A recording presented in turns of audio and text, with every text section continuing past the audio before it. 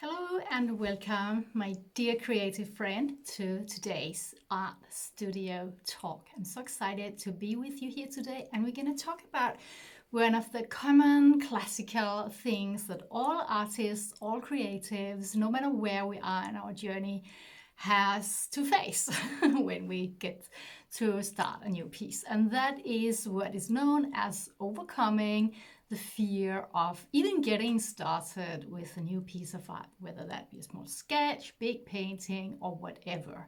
It's that initial reverence of the white canvas or the white paper. So we're going to talk a little bit about that. So before we even get started, I just want you to know that this reverence of the blank format, paper or canvas, whatever, it's archetypical. We're in this together. So first of all, if you are like kind of struggling with these emotions, I just want you to know that you're not alone. It's okay, and it's even natural. It's a little bit like that princess on the pea, that the pea is there, and it's also just a sign that you are a real princess or you're a real artist. It matters to you. So don't worry, we're gonna be on that journey together. So I have a list of classical themes within this, we can say overcoming fear of getting started, or we can turn it the other way around and talk about how to get started with confidence when you start a new piece of art. So let me just run through them quickly just to get your imagination warmed up a little bit, because we're here to be inspired. So, and then I'm going to come back to these different key areas one by one. There's a little bit of a sequence to this. So first of all, we go and we have to acknowledge that natural hesitation. I just touched briefly on that now, letting you know that we all have these thoughts, but we'll come back and talk a little bit more about it. So then I'm going to talk a little bit about, I'm just going to muse a little bit about each of these points. A little bit of starting with mindfulness, some mindful, inspiring preparations to get your creative juices flowing. And we're going to talk about laying a solid foundation when you start a new piece of art. I'm going to talk a little bit about how I have developed some routines for that. Everything I'm saying here is, of course, referring to what I have found to be useful. There's so many answers to this, but everything I'm saying here is, the way I think about it, the way I have kind of developed over my many decades by now as an artist, and just use it as a springboard for finding your own path in creativity. I'm going to talk a little bit about what I usually call the stunt double, or the wild twin. If you know my art teachings, you must have maybe heard about this before. I like that, and it's also something that comes from classical art making and training. It's absolutely a classical thing. So tried and tested way to overcome that fear of ruining that beautiful white paper. After all, it's just a piece of paper, right? Or canvas. Okay, so, and we're going to talk about seeing everything in your art making more as a journey. Of course, we're always result oriented. We want to make finished art, but we want to cultivate a mind also where we enjoy the journey and focus on that. Just as if you were going on a beautiful vacation, then the goal is not getting home again. Of course, we want to get home and get the vacation wrapped up, but we want to be in for the ride and enjoy it. And it's a little bit like that. So that's something about mindset, seeing your art making as a journey. And that flows into some of the next or final, we can say, classical points here that we're going to talk a little bit about. That is gently and lovingly on the go, reminding yourself that this is a practice, it's a process. And then there are these super important baby steps that you don't necessarily in art go for taking like giant leaps forward. It's more like a baby step journey. You just put one foot in front of the other gently in small steps. And then in the end of the day, in the end of the art studio day, it's all about trusting the process. So, but let's just dive briefly into each of these points. I'm just gonna give some brief reminders about each of them, and you can also use this like as bring a board or a sounding board for maybe journaling a little bit about each of the topics I'm touching on, and you know how you feel about it, how you could be inspired to make your own version of making this a beautiful journey, venturing into a new piece of art. So just be inspired and see how it unfolds for you. So first of all, we need to recognize that this reverence of the blank canvas or paper is absolutely natural, and it's something that is a natural part of our artistical journey. Every time we approach a new venture, a new piece of art, a new sketch, a new doodle, a new painting, drawing, whatever, big or small projects, because it's a little bit like, I'm getting philosophical here, but it really is all about mindset. So it's also a matter of revering yourself as a creator in a higher sense. You take some raw materials, the blank paper, your brushes, your pencils or paints or whatever, and you create something from raw materials, a vision that was not there before. And that's a beautiful thing. So personally, I like to just see each beginning as something sacred in itself. It's a little bit magical, and that is not necessarily about the outcome or the result and all that. And here, I find that it's also really important. There's a whole big subject in itself, but I'm just going to briefly touch on it here. Everything ties into each other, you know.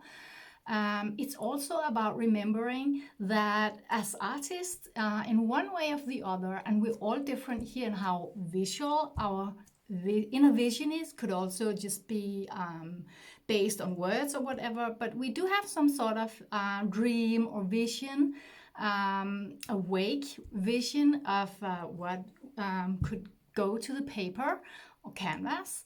And I think it's very, very important to remember here that there's always going to be a universe between that vastness, perfection, the vast perfection of our mind's eye and what we can put on the paper or canvas.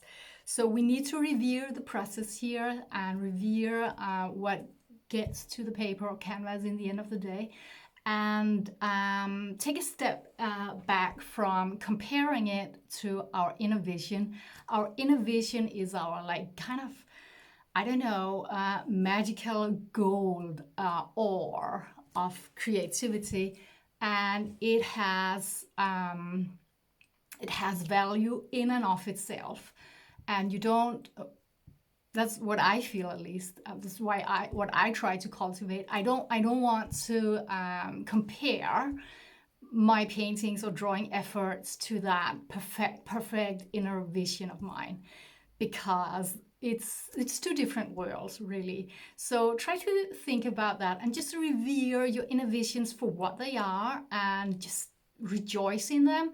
But remember that physical painting and drawing in the real world, that's a more hard reality. So just send some love to whatever you create, and start your process each time you approach a new piece of paper or canvas with that acknowledgement that your art process is sacred. It's some you time, no matter why or where you're doing your art or where you are in your journey.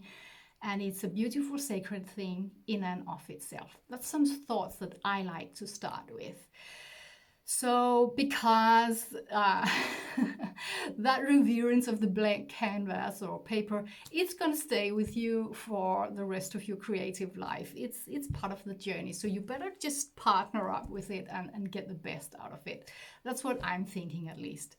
So that leads me into thinking about some mindful preparations. And for me, that can often be just having a little bit of what I call, and I do that all the time, also in the middle of the process, but it's also nice in the beginning of the process. Just take a little bit of Zen time, tea ceremony with your art process and with your art materials. So for me, that's all about just propping up my table, my art table, or if I'm painting by an easel, the surroundings there. Just you being a little bit ceremonial, laying out all the beautiful materials you're inspired from, maybe even also materials that you're not even going to use, but you find them beautiful and inspiring, and just surrounding yourself with them. You can put up some oracle cards you find beautiful, or light a candle or incense, whatever you find beautiful. That's some of my favorites. And it could be whatever. Put some nice music on that inspires you to begin with, and just sit for a moment with that beautiful white piece of paper, for example, and just remind yourself that it's a beautiful moment. It's a beautiful time to be creative, and you're just gonna enjoy the process and just detach a little bit from the outcome, even if we do, of course, want to make gorgeous art every time we create. But gorgeous art can also just be process-based and means that you have a good or gorgeous process and have fun. So that's just some starters, no matter if you're going to just do a little doodle, a sketch, or if you are approaching a big piece of work that's going to take several sittings with your art. Yesterday, I drew a little sketch in my sketchbook for the first time in weeks in the sofa. It was very late, and I had a really hard time getting started. And so I reminded myself of what I just talked through with you here. And in that like sofa situation, what was it about? You know, I just started with just propping myself up really nicely in the sofa. So I was sitting in a nice position with my sketchbook. I opened my pencil case in front of me on the table, the sofa table, and just took out some of the materials mindfully and put them in front of me, just to get like over that first barrier. I didn't even know what I wanted to draw at that moment. I had no clue at all, but I opened the book. I just took a moment to look at that beautiful white page and just thinking about where I bought the sketchbook and how much I like that kind of paper and so on and so forth. You can make a kind of ceremonial beginning in all like situations and circumstances. So I took out my phone and found my favorite place to just find some reference photos, copyright-free favorite photos and all that. Just step by step, like nudging myself towards actually putting a pencil in my hand and get started. So you can do that kind of what I call tea ceremony with your art materials in any situation. It doesn't need to look very ceremonial at all. It's more like the mind set of it. So that's a way to get started. Also tapping into a little bit of what is known as atomic habits. You just do these tiny little steps, and then suddenly you're getting there. You get something going. Yeah. Okay, so that was a little bit about mindful preparation. I'm just gonna read up the headlines here so you know where we are in the walkthrough here. So next point is laying a solid foundation. And that could look like so many things from different persons, different creatives, different artists. And I like to dip my toes in the water very carefully. So one of the key ways for me to get started is just doing something really light.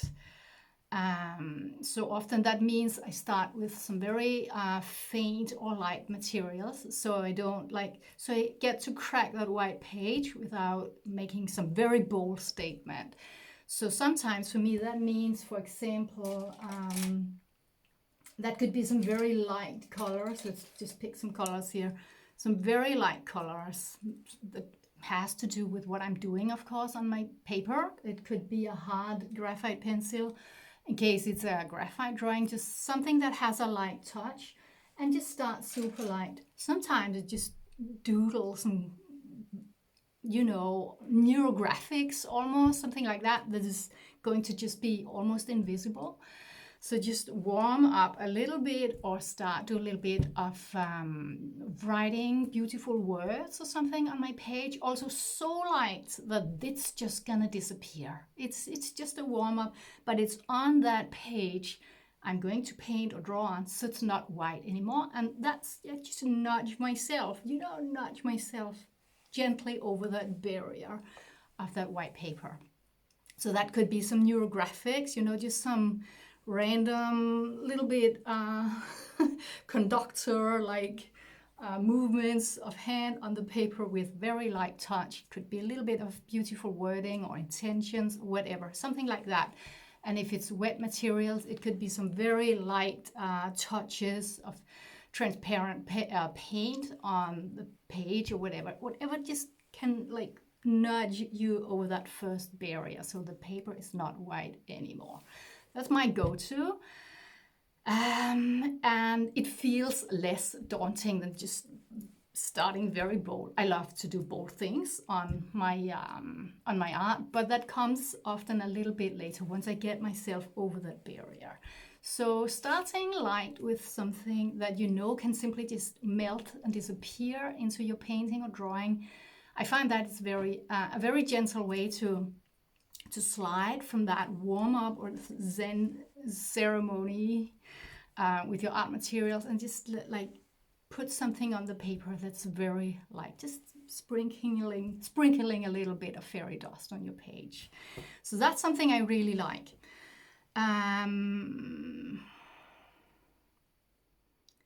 Yeah, so that I have a point here under that stop point when I wrote to myself, avoiding the need for perfection early on. So yeah, that's also really important. So you don't have to think about that when you do these first touches. You can really just doodle around a little bit. It's so light what you're putting in there that it's just gonna melt into the process, and you can warm up to the more demanding sides of it, whatever it is you're creating. Yeah, so that leads me to another point I call use a stunt double, or the wild twin. That also has to do with moving on in the process, but it can also be a really good thing in the beginning. So that means that if I think you should try it and see what it does for you. I do this sometimes, and sometimes I don't. But in classical art training or practice, you would often work with something that is called a pre-study or a post-study. That means you have another piece of paper or several of them where you're testing out your ideas. And that can be just super brief. If, for example, you're in doubt about how your materials look, how bold this or that material looks on your paper, then just simply take a second piece of paper, preferably the same kind of paper or canvas as the one you're doing your main piece on. I think this applies more to making art with some like finished product in mind than sketches, because sketches really are stunt doubles in and of themselves, wild twins. So it can be really nice to just have a second piece of paper where as soon as you feel like you're in doubt, that could also be in the beginning, go to the second paper instead and declare that freedom of, a space of freedom where you can do whatever you want. And there you can just do some wild movements or test some colors and see how it works. If you're in doubt how the paper is going to receive your materials, try it on another equal piece of paper or canvas, same materials, so you simply test it out. You become your own scientist over on that wild twin or stunt double. That's a very, very important concept in art making, really, and it can really help you get started and move along without fear, because as soon as when you're fronting your piece you're working on, as soon as you start to feel doubtful or like, oh, how is this gonna react? Okay, okay, I'm gonna test that on the other piece of paper. So I find out before I risk it on the more defining or the more defining on that piece or that piece of art where you have more expectations about it. So that's also a really good concept to keep in mind. It's very, very helpful, and it's something that belongs in classical art training, and it's just super good. So I really recommend you to try that as well. So let's see. I need to get it all right for you here.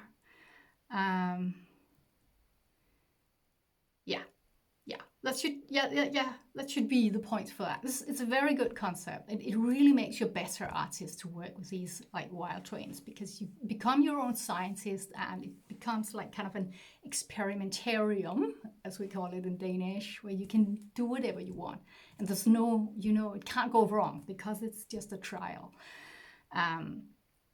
So that leads me also to just seeing it all as a journey, embracing the unknown. Art making is a journey. It's a wonderful journey. Each time you sit with your art, each time you begin a new piece of art, it's a journey, and it's a mindset you can embrace from the beginning. And it ties back to what we talked about with cultivating a mindset where you tap out of comparing in a harsh way your art process and your finished results to that beautiful, sparkling, shining inner vision you have. I hear it so often when I see people post their projects online and so on and so forth, and that this did not turn out as I expected. And I totally understand that. But the thing is that we need to cultivate not expecting our art to look like that inner vision we had, because it really are two different things. Let's compare it to a beautiful vacation, really. Just before you go on a vacation, you could also have some expectations for that journey or whatever, but you just know that you can't imagine what reality is going to play out like, and it's the same thing with your art. You can have intentions for it and visions about it, and that's all good. It's a good thing, but you also need to be open that the universe just has its own magical way of unfolding. And that's also going to happen right there on your page.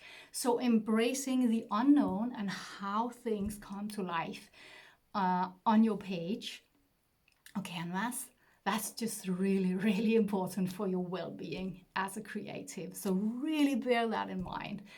And you can even do a little bit of whatever you feel like, breath work or mindfulness work about it along the way or in the beginning. We're talking about beginnings here. So you can set the intention from the beginning, saying, okay, I'm going on this beautiful journey with my white or on my white piece of paper or canvas. I'm going to embrace the journey. I'm going to embrace the surprises. I'm going to like walk into that journey, embracing every step of the way lovingly, and just see what happens. It's a metaphor of life, really. So that's so important to cultivate that mindset about the journey and the process of it.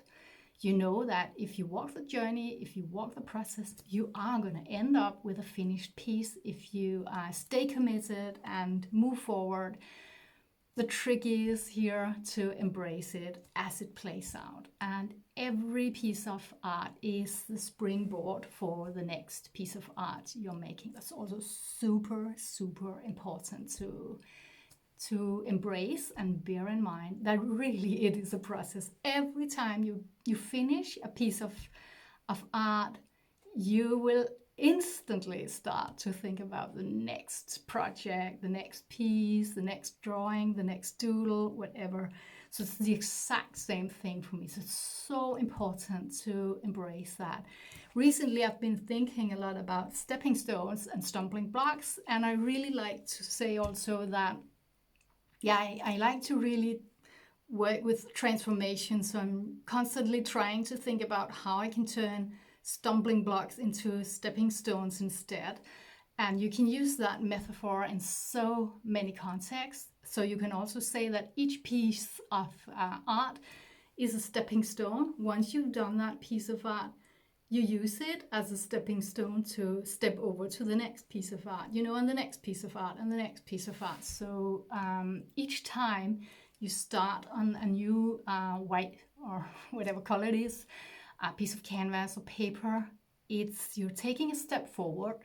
And that's a beautiful metaphor or concept to embrace as well. So it's all very mindset like what we're talking about here, along with the practical little things you can do that we talked about, especially with the stunt double, mindful preparations and foundations of doodling on your paper or canvas, and so on and so forth.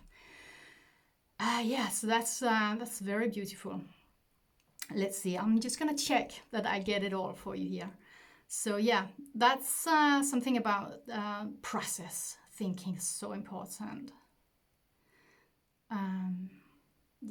So I'm writing here also initial marks on the papers, adjust the beginnings, and remember you won't see, that's also super important. So remember to not judge.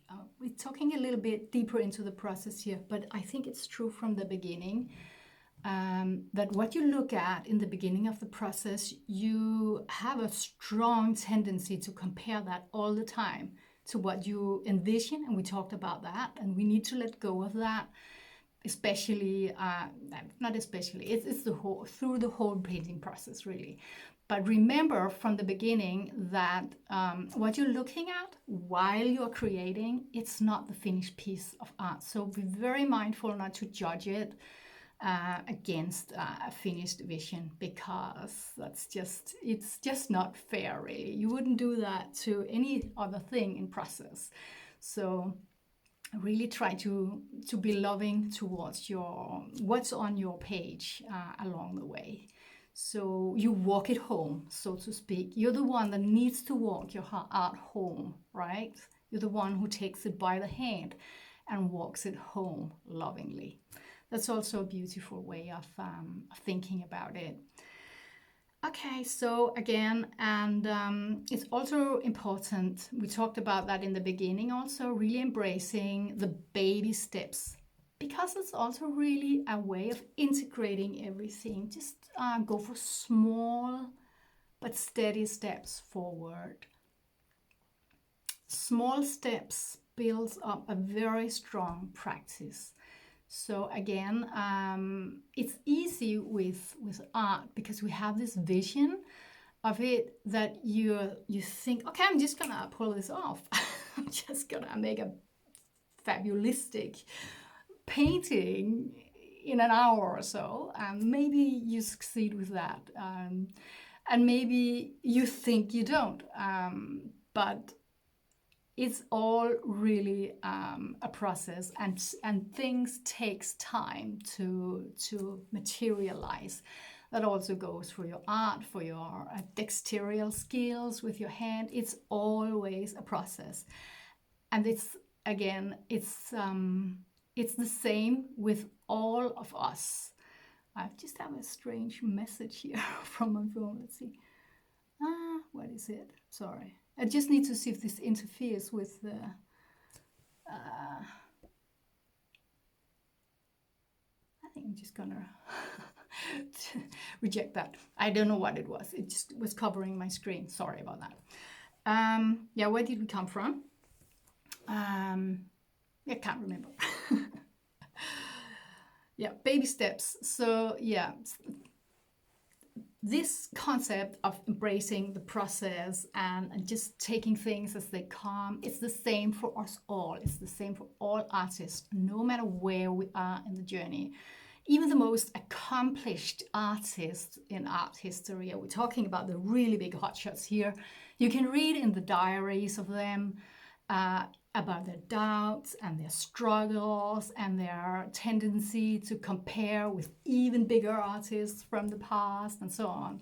and so forth. For example, I know that the great Renaissance painter and sculptor and architect and whatever multi-genius Michelangelo Buonarroti, he felt like he was just crumbling in the shadow of the past artist that was the great Greek sculptors from the ancient past.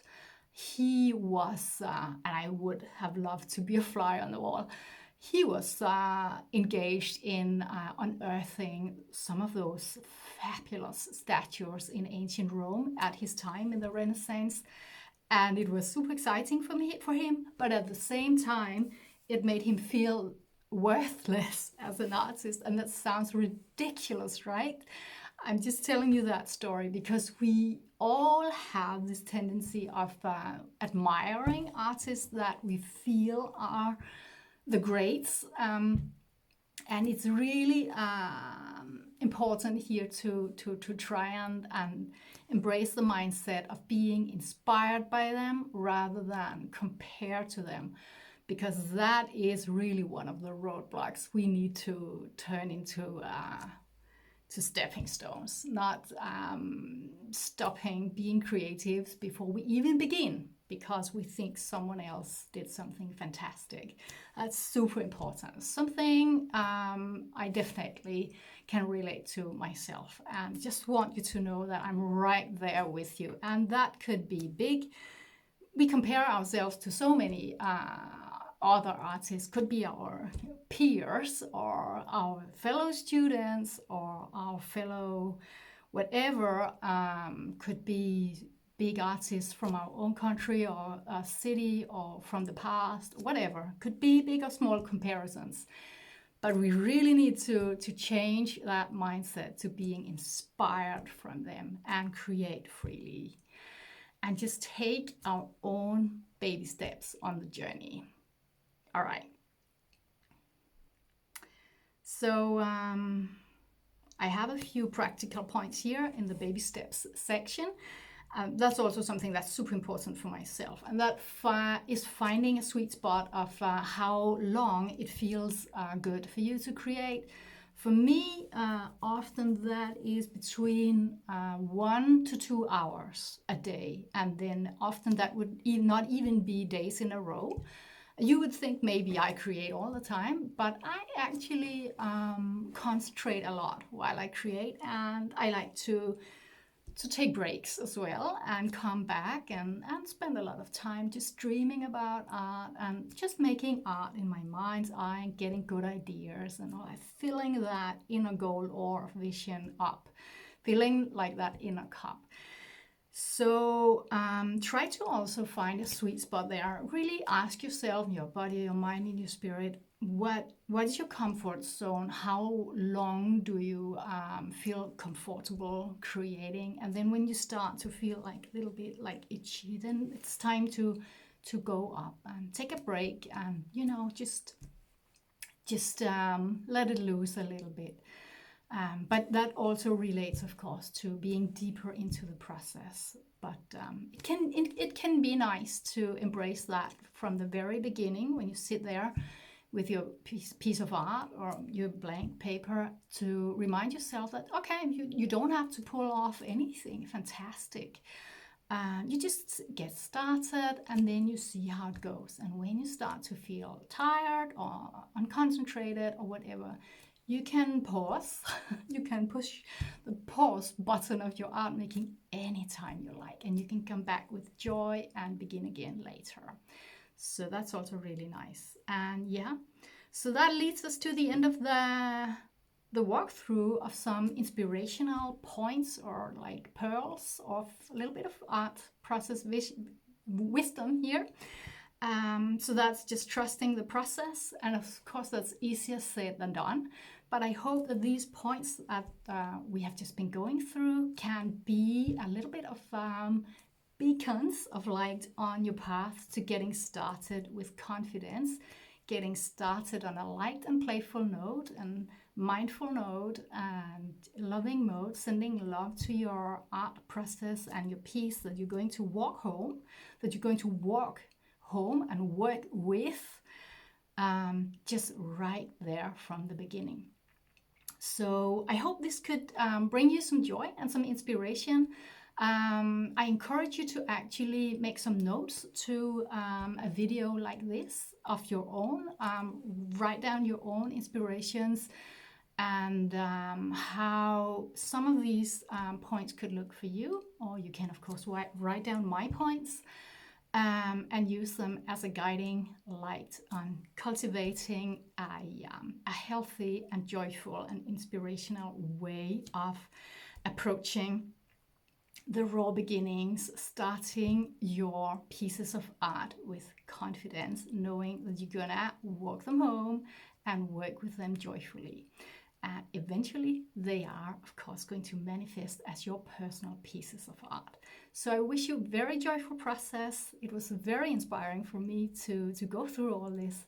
Could write a book about all this. So it's just some starting points, but I really hope that it could be some guiding lights on your way.